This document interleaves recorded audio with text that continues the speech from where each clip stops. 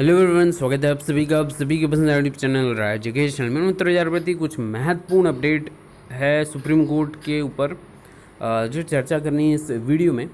और प्रमुख मुद्दे हैं जिसको ज़रूर रखा जाना चाहिए और इससे कोताहत नहीं बरतना चाहिए। जो कोताहती बरती गई थी या कह सकते हैं कि लापरवाही बरती गई थी, जिसका खामियाजा यही है। नहीं तो अभी डीबी से ये ऑर्डर आते ही भर्ती प्रक्रिया प्रारंभ के दौर स्टार्ट हो जाता है, लेकिन यहीं कहीं ना कहीं अब यहाँ पे वेट करना पड़ रहा है। और वो भी अभी डेट की कोई संभावना नहीं है। 17 के आसपास की डेट की उम्मीद लगाई जा रही है, लेकिन अभी कोई पूर्णतः ये अभी फिक्स्ड नहीं हुआ है। जब तक वॉच लिस्ट ना आ जाए तब तक कुछ संभावना नहीं देखी जा सकती। लेकिन सबसे इम्पोर्टेंट बात है कि अगर जितना एक एक दिन वेस्ट होगा, कहीं ना कहीं विपक्ष की रणनीति भी अपने हिसाब से अलग अलग होगी।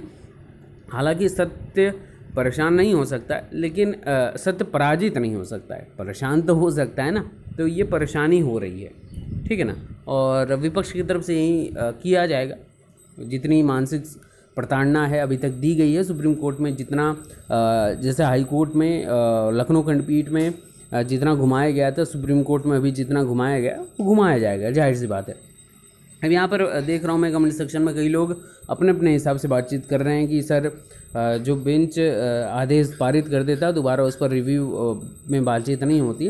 लेकिन मित्र, एक बात यहाँ समझ लीजिए कि मुख्य जो बेंच के सदस्य या जज जिनको आप कहते हैं यूयू ललित साहब, वो नदारद थे। दूसरी महत्वपूर्ण बात यहाँ पर देखिए, मुद्दा जो है इनके बाद द्वारा जो पारित अस्थायी स्थगनादेश है वो बिल्कुल हटेगा, लेकिन वो डिपेंड करता है पॉइंट्स आप लीगली समझते हैं कि नहीं इन सारी चीज़ों को। दूसरा यूयू ललित साहब का ना जाना, दूसरा सॉलिसिटर साहब जो तुषार मेहता हैं उनका नदारद होना, ये महत्वपूर्ण पॉइंट दर्शाता है। और सरकार की तरफ से जो डबल एजी मैडम थी, उन्होंने बहुत कह सकते हैं ना कि मजबूती से पॉइंट्स रखे। मेरा एक ही यहाँ पे कहना है कि जो अमर उजाला में 12,000 शिक्षा मित्रों को पास बताया जा रहा है वो सही है गलत है क्या है, कोई आंकड़ा नहीं बता सकता। लेकिन सरकार के पास तो आंकड़ा होगा ना। सरकार को बोला गया है आंकड़ा प्रदर्शित करने के लिए, तो सरकार आंकड़ा दिखाए। देखिए, कुछ महत्वपूर्ण पॉइंट्स हैं जिनको आपको कंसीडर करना पड़ेगा। लीगल टीम के जो सदस्य हैं जो लगातार सरकार से इन सारी चीज़ों पर पॉइंट्स रख रहे हैं, उनको शिक्षा मंत्री हों चाहे अपर मुख्य से, मैंने मॉर्निंग में भी ये बात बोली थी, कल से मैं लगातार ये बात बोलता आ रहा हूँ। क्योंकि डीबी का जो ये जीत है उसको ऐतिहासिक तभी बनाया जा सकता है जब आप सुप्रीम कोर्ट से पूरी तरीके से स्वतंत्रता प्राप्त करके आएंगे, सीधी बात है। तो कुछ महत्वपूर्ण पॉइंट्स हैं जिनको कंसीडर करना पड़ेगा। लीगल टीम से यही अपील है कि SCRT शासन स्तर पर, बेसिक शिक्षा परिषद प्रयागराज पर बेसिक शिक्षा मंत्री से मिलकर इस बात को भी रखा जाए कि मॉडिफिकेशन सुनवाई में सरकार पूरे पैनल के साथ मजबूती से पैरवी करे, जिसमें वेणुगोपाल राव सर भी उपस्थित रहें।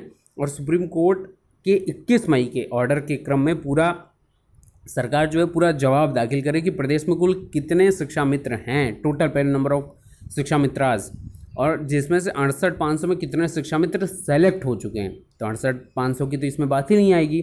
और यहीं 68,500 को घुमा फिराकर 69,000 प्रति में 3700 पद 37,000 जो पद हैं वो कह सकते हैं कि स्टे उस पर स्थगनादेश वाला जो ऑर्डर आया है 9 जून वाला, वो इसी भ्रम के चक्कर में आया है, ठीक है ना। तो यहाँ पर सरकार को एकदम अच्छे से क्लियर करना इसको पड़ेगा।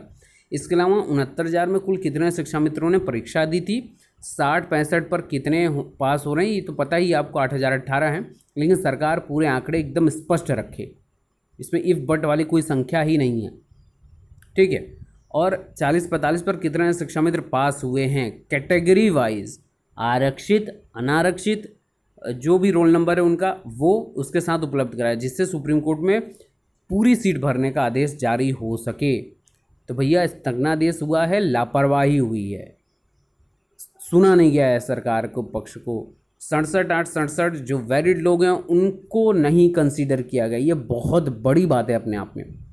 और कहीं ना कहीं ये 37,000 जो पद होल्ड हो गए हैं, जो 67 में जो चयनित लोग हैं जिनका नाम है लिस्ट में, उनके ऊपर तो प्रश्न चिन्ह है ही। इसके अलावा जो सेकंड काउंसलिंग के लिए राह देख रहे थे उनके ऊपर डबल प्रश्न चिन्ह है। तो कहीं ना कहीं ये अगर मजबूती से रखा जाएगा तो कहीं ना कहीं डबल सेकंड काउंसलिंग के लिए जो मित्र राह देख रहे हैं उनकी आंखों में भी चमक आएगा इस ऑर्डर से। तो कहीं ना कहीं बहुत मजबूत बात है ना।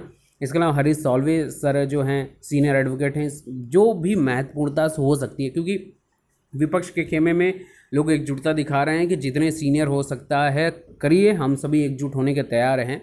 तो भैया जब विपक्ष, देखिए मैं बार बार यही बोलता हूँ, आप मेरे वीडियोस में सुनते होंगे कि कोई विपक्ष नहीं है, सब अपनी अपनी सोच से, अपने अपने कह सकते हैं नियमों से सब पक्ष और विपक्ष बनता है, ठीक है ना। लेकिन कहीं ना कहीं कुछ भी कहीं भी पॉजिटिव हो, कीचड़ में भी कमल खिलता है, तो वहाँ से हमको पॉजिटिविटी लेनी चाहिए। और विपक्ष के पास सबसे मजबूत पॉजिटिविटी यही है कि उनके अंदर एकजुटता है हर पॉइंट्स को लेकर, ठीक है ना। तो इन्हीं और हमारे अंदर बस सबसे बड़ी निगेटिव यही चीज़ है कि हमारे अंदर एकजुटता नहीं है, वो नहीं है, वो कुछ इन महीनों के अंतर्गत देखने को मिला है। हालांकि पूरी भर्ती प्रक्रिया में इन डेढ़ वर्षों में सब एकजुट थे, लेकिन यहाँ पर आने के बाद इस समय अंतराल में आपसी मतभेद, अपने विचार अलग अलग हो जाना लोगों को निगेटिविटी दर्शाता है। तो कहीं ना कहीं अब यहाँ पर लीगल टीम से यही अपेक्षित है कि जितने लोग भी वीडियोस को देखते हैं वो लगातार यही डिमांड करते हैं कि सर कहाँ सहयोग करना है, कहाँ करना है। तो आप सभी अगर सहयोग की ज़रूरत पड़ती है तो निसंदेह निसंकोच बात रखनी चाहिए। सहयोग का जो भी चीज़ें हैं आप समक्ष, आप लोग लगातार सारी चीज़ें पॉजिटिविटी के साथ लोगों के सामने रख देते हैं ताकि कोई भी उस पर प्रश्न चिन्ह ना उठा पाए, बहुत अच्छी बात है। लेकिन जो साथ आए उनको साथ लीजिए और आगे बढ़ने का काम करिए। सरकार से बिना मिले, सरकार से बिना बात किए जो अप्रोच सरकार का है उसमें क्या क्या कमियां हैं, उन कमियों को दूर करते हुए आपकी तरफ से अगर सहयोग हो सकता है तो सभी लोग सहयोग करते हैं और अपनी तरफ से भी सीनियर्स को मैदान में उतारा है, ताकि पहली डेट पर जैसे यहाँ पर ऑर्डर आ गया था स्थगनादेश का 37,000 पदों पर, वैसे ही पहली डेट पर सारी चीज़ें क्लेरिफाई हो जाएँ, स्थगनादेश हट जाए और पूरे जो लोग हैं 69,000 भर्ती के सापेक्ष ही सारी क्रियाकलाप हो सके। बाकी आपका जो सुझाव हो वो ज़रूर कमेंट करिएगा और बाकी के लेटेस्ट अपडेट के लिए बने रहिए। Best of luck, thank you so much.